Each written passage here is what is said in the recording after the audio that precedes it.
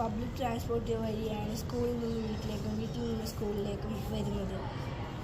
പല ദിവസങ്ങളായി ഞാൻ യാത്ര ചെയ്യുമ്പോൾ ഞാനൊരു വൃദ്ധയായ അമ്മയെ ശ്രദ്ധിക്കുന്നു. അമ്മ ബസ്സിലേക്ക് കയറാൻ ഭയങ്കര ബുദ്ധിമുട്ടായിട്ടാണ് കാണുന്നത്. ഒരു ദിവസം അമ്മ ബസ്സിൽ കയറുന്ന വഴിക്ക് പെട്ടെന്ന് ബസ് എടുക്കുകയും പ്ലാറ്റ്ഫോമിലേക്ക് കയറാൻ നിന്ന് അമ്മ പെട്ടെന്ന് ബാക്കിലേക്ക് വീഴുകയും ചെയ്തു. അങ്ങനെ ഞാൻ ഒരു ദിവസം ആ അമ്മയുമായി ഒരു സംഭാഷണം നടത്തിയപ്പോൾ ആ അമ്മയുടെ മുട്ടിൻ്റെ ഓപ്പറേഷൻ കഴിഞ്ഞതാണെന്ന് എനിക്ക് മനസ്സിലാക്കാൻ കഴിഞ്ഞു. അങ്ങനെ കയറിയപ്പോൾ അമ്മയൊന്നും ജോലിക്ക് പോകുന്നതാണെന്ന് മനസ്സിലാക്കാൻ കഴിഞ്ഞു. ഇതിന് കാരണം നമ്മുടെ ഗ്രാമങ്ങളിലെ സാധാരണ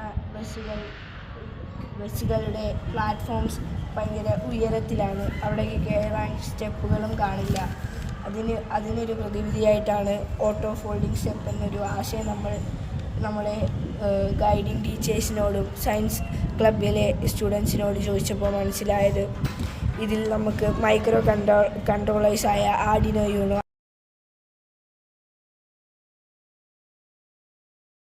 അല്ലെങ്കിൽ ESP32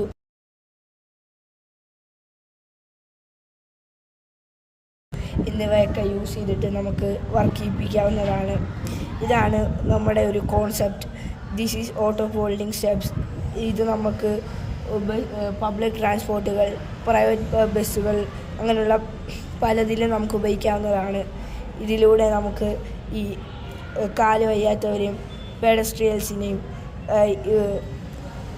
വീൽ ചെയറിൽ വരുന്നവരെയും നമുക്ക് കൂടുതൽ നമ്മുടെ കൂടെ ചേർത്ത് നിർത്താൻ സാധിക്കുന്നു.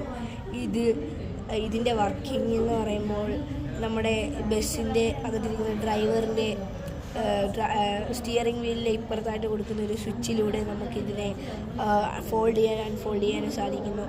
നമ്മൾ ഫസ്റ്റായിട്ട് ഇതിനെ ഒരു വട്ടം ഞെക്കുമ്പോഴത്തേനും ഇതിങ്ങനെ അൺഫോൾഡായി വരുന്നതുമാണ്. നമുക്ക് അതിലൂടെ ഈ ചെറിയ കാല് വയ്യാത്തവർക്കും പെഡസ്ട്രിയൻസിന് ഇതിലൂടെ കയറാൻ പറ്റുന്നതാണ്. ഇനിയിപ്പോൾ കാലിന് വയ്യ വീൽ ചെയറിൽ ഉള്ളവർക്ക് വേണ്ടിയിട്ടാണെങ്കിൽ ഇതിൽ ഡബിൾ ടാപ്പ് ചെയ്യുമ്പോഴത്തേനും നമ്മൾ ഈ സ്റ്റെപ്പ് പോലായത് റാമ്പ് പോലായി ഇതിലൂടെ നമുക്ക് അങ്ങനെയുള്ളവർക്കും കയറാനായി സാധിക്കുന്നു. ഇതിലുള്ള പ്രോഗ്രാമിംഗ് ഒക്കെ ഉണ്ട്. ഇതിൽ നമുക്ക് പ്രോഗ്രാമിംഗ് ചെയ്ത് പല രീതിയിലാക്കാം. നമുക്ക് മോട്ടേഴ്സ് അല്ലെങ്കിൽ എയർ പ്രഷർ എന്നിവ യൂസ് ചെയ്യാം. എയർ പ്രഷർ എന്ന് പറഞ്ഞാൽ പാസ് കേസിലോ തന്നെ യൂസ് ചെയ്യാം. അപ്പോൾ താങ്ക് യു.